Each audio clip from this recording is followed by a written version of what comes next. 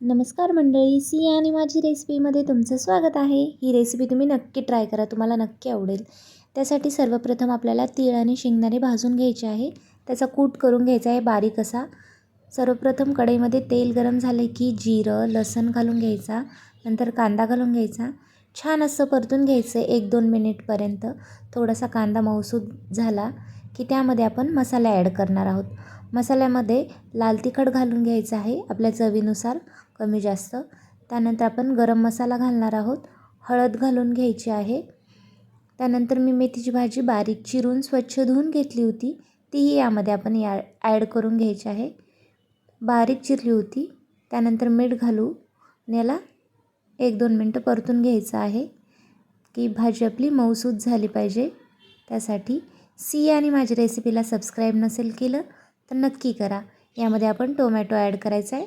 तो पण बारीक कट करून घेतला आहे.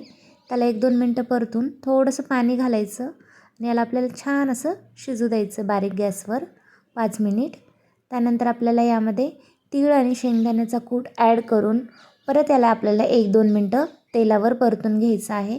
छान असं परतून झालं त्यात पाणी घालून याला छान असं शिजवून घ्यायचं आहे 5 मिनिटपर्यंत.